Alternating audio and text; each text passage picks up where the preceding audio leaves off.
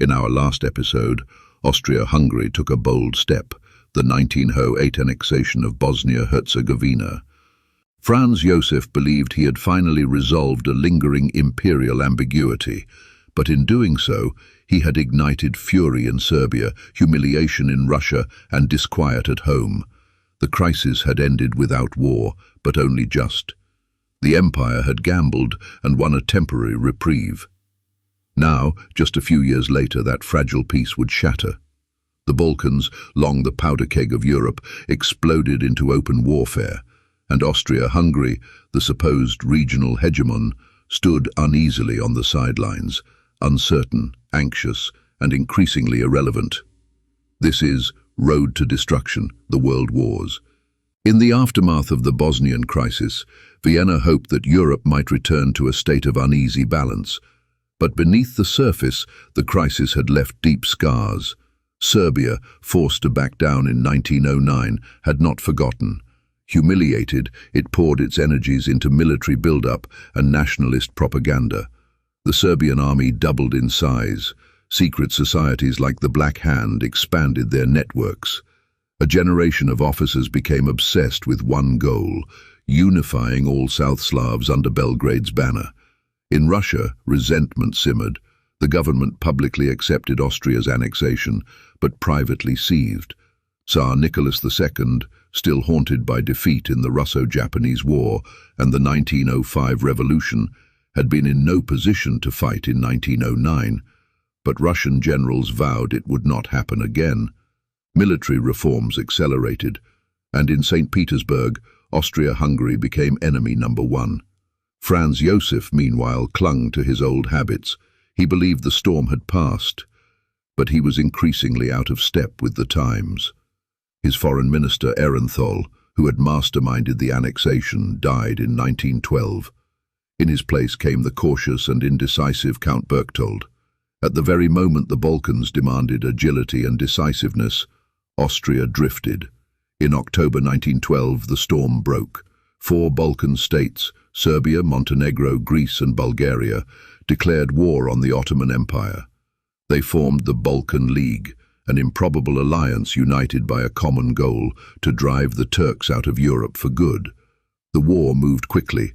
The Ottoman Empire, already weakened by years of internal strife and military decline, collapsed in the face of the League's onslaught. Within weeks, Serbian and Bulgarian troops surged into Macedonia. Montenegro attacked in the west. Greek forces seized Thessaloniki. Albanian lands were overrun. To the world, it seemed a stunning victory for the Balkan states. To Austria-Hungary, it was a nightmare come true. The Ottoman army, reformed and equipped with German assistance, had collapsed. It was a warning. Not even German influence could hold back the Balkan storm forever. Franz Josef watched in dismay as the Balkans were redrawn without him. Serbia emerged as the big winner, doubling its territory and population. For the first time, Serbia now shared a border with Austria's Albanian lands and Montenegro. Worse still, Serbian troops now occupied northern Albania and dreamed of taking a port on the Adriatic Sea. Vienna was horrified. A Serbia with a coastline would be unthinkable, a direct threat to Austria's influence in the Adriatic. The empire had spent decades trying to contain Serbia, and now the little kingdom seemed poised to dominate the region. The mood in Vienna darkened.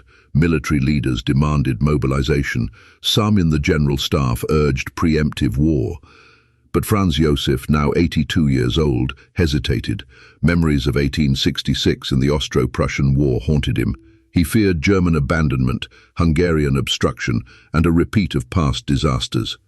Diplomacy prevailed. In December 1912, Austria issued a stern ultimatum to Serbia: withdraw from Albania or face consequences. Serbia reluctantly complied, but its pride was wounded further. Once again, Austria had blocked its ambitions. The crisis ended with Albania declared an independent state under international protection. But Austria's supposed victory only masked its growing impotence. The empire had no role in the Balkan League, no allies in the region, no real influence, and Franz Josef knew it. Austria had barely exhaled when a second war erupted. This time the Balkan states turned on each other. Bulgaria, dissatisfied with its share of Macedonia, attacked its former allies Serbia and Greece. Romania and the Ottoman Empire joined in against Bulgaria. Within weeks, Bulgaria was crushed. Serbia again emerged victorious. Its army, now battle-hardened, gained even more territory, and more dangerously, it grew more confident. Austria-Hungary, still reeling from its non-role in the First War, once again watched from the sidelines. Franz Josef expressed outrage in private, but his options were limited. Hungarian politicians blocked military action. Germany counseled restraint. The empire, already strained by internal nationalist tensions, feared what a Balkan war might trigger at home. By the summer of 1913, Serbia stood stronger than ever. It had become a regional power. Its population had swelled. Its army was now tested and respected, and in Belgrade, the belief hardened that the next step must be the liberation of Slavs still under Austrian rule, especially in Bosnia. To Franz Josef, the Balkan Wars were a slow-motion disaster. He had ruled for over 6 decades. He had seen Hungary rebel, Austria defeated, and watched as anarchists, bandits and nationalists struck at the heart of his empire, and even his own family. Now, in his twilight years, he watched the empire lose its grip on the region that had once defined its power. Internally, things were no better. The Hungarians grew more assertive, resisting military reform. Slavs within the empire demanded equality. Croats and Slovenes agitated for rights. Czechs pushed for federalism. Franz Josef, rigid and old-fashioned, had no answer. His empire was not evolving, it was stagnating. And looming over it all was the issue of succession. The emperor's heir, Franz Ferdinand, was a divisive figure. He had ideas, dangerous ones according to some. He spoke of reforming the empire into a federation. He sympathized with the Slavs. He despised the Hungarians.